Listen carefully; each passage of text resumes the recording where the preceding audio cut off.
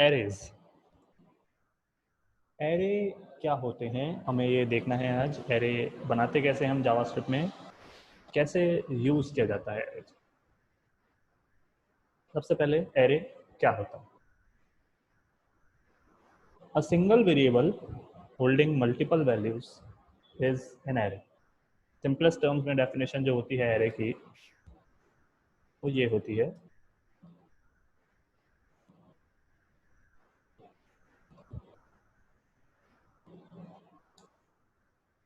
सी में जो एरे हुआ करते थे और जावास्क्रिप्ट में जो एरे है उनमें फ़र्क क्या है?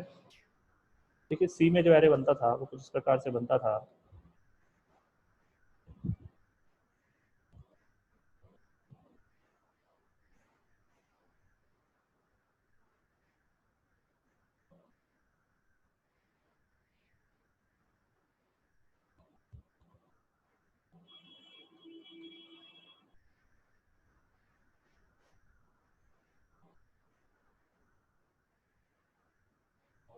सी में जो एरे बनता था वो कुछ इस प्रकार से बनता था।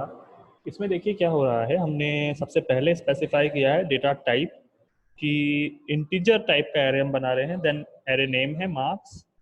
उसके बाद जो सारी वैल्यूज़ हैं वो सारे ही इंटीजर। कहने का मतलब ये है कि सी या सी प्लस प्लस या जावा में जो एरे होते हैं और जावास्क्रिप्ट में जो एरे होते हैं उनमें क्या फ़र्क है? उनमें यही फ़र्क है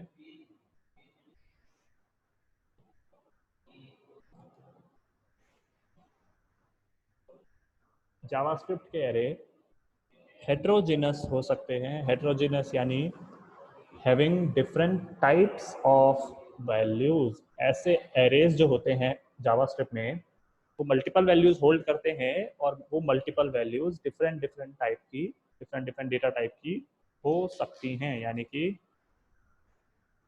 arrays in JavaScript are heterogeneous, जबकि C C plus plus Java वगैरह में एरेज जो थे वो होमोजीनस थे। होमोजीनस यानी सेम ही टाइप के थे। अगर इंटीजर है तो सारे इंटीजर होंगे, कैरेक्टर है तो सारे ही कैरेक्टर होंगे, फ्लोट है तो सारे ही फ्लोट होंगे। सबसे पहला फर्क जो है वो ये है। जैसा कि आपने देखा एरे ऐसे बनता है। एरे बनाने के दो तरीके हैं वैसे जावास्क्रिप्ट में।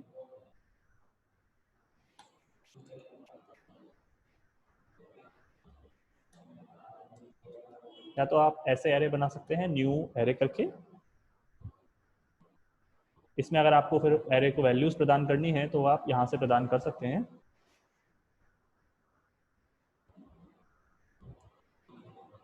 हालांकि इससे शॉर्ट तरीका है हमारे पास,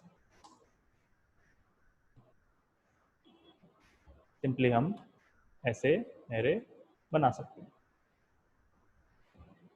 late marks equals to then square bracket और उसके अंदर आप सीधे वैल्यूज लिखना शुरू कर दें। यहाँ कोई फर्क नहीं पड़ता कि आपकी वैल्यूज एक प्रकार की हैं या अलग अलग प्रकार की। शुरू के तीन जो है वो नंबर्स हैं, जबकि फोर्थ वैल्यू एरे की वो है स्ट्रिंग। जावास्क्रिप्ट में अलाउड है, होमो हेट्रोजीनियस एरे होते हैं।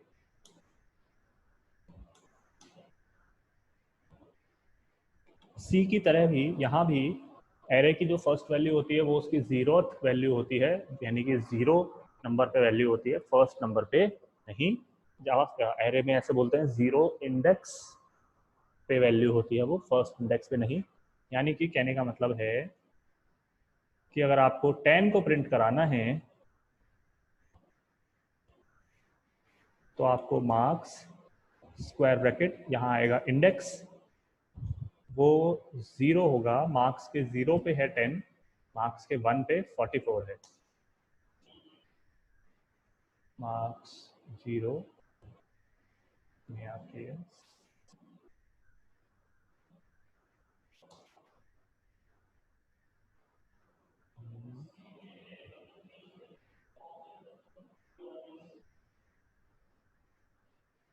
कुछ एरर आ गई क्या? हाँ, प्रिंट हो गया ना, ओके।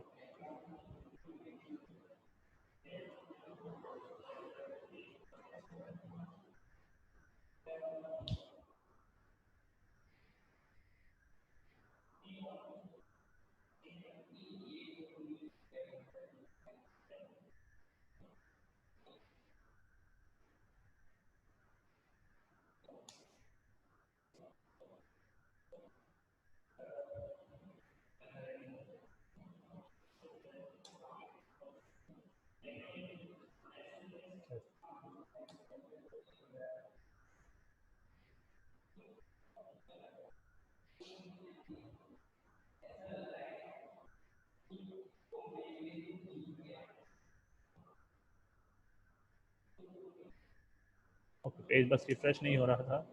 देखिए, मार्क्स का 0 है 10, मार्क्स का 1 है 44, मार्क्स का 2 है ये, मार्क्स का 3 है ये। जैसे मार्क्स 3 प्रिंट कराते हैं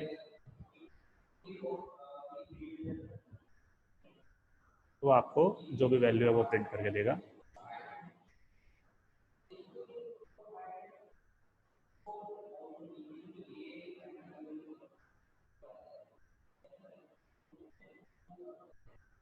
एरेज यूज करने की जरूरत क्यों पड़ती है?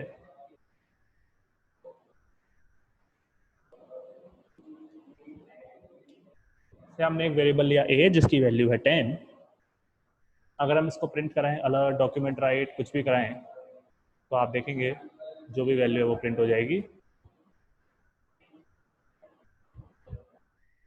सिंपली वो प्रिंट हो गया।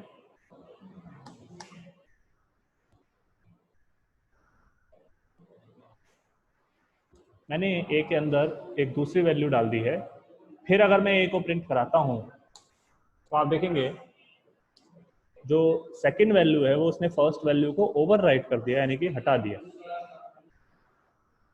कहने का मेरा मतलब है कि अगर आप एरे में वैल्यू एरे में एक सॉरी वेरिएबल में एक वैल्यू डालते हैं, फिर उसको प्रिंट कराते हैं, उसके बाद अगर आप उसी वेरिएबल में कोई दूसरी वैल्यू डाल देते हैं तो पुरानी वाली वैल्यू जो है वो ओवरराइट हो जाती है, यानी कि हट जाती है। क्यों? क्योंकि नॉर्मल वेरिएबल्स जो होते हैं वो एक बार में सिर्फ एक ही वैल्यू को होल्ड कर सकते हैं। अगर हमारी रिक्वायरमेंट थी कि 10 के साथ साथ 20 भी इस वेरिएबल में रहता, तो अभी वो पॉसिबल नहीं है नॉर्मल वेरिएबल्स में। एरेज इसीलिए बनाए जाते हैं क्योंकि एरे ही मल्टीपल वैल्यूज एक ही टाइम पे होल्ड कर सकते हैं। अगर मुझे 10 के बाद 20 को भी रखना था बिना 10 को हटाए, तो मुझे ए को एरे बनाना पड़ेगा। या तो इस प्रकार से बना सकते हैं, या फिर सिंपल तरीका इस प्रकार से बना सकते हैं। इसका फायदा ये है, अब 10 के साथ साथ 20 दोनों ही ए में रहेंगे। एरे को प्रिंट कराने के लिए आपको कुछ खास नहीं कराना पड़ता है जावास्क्रिप्ट में। आप simply document dot right variable का नाम लिख दीजिए, वो प्रिंट हो जाएगा 10, 20।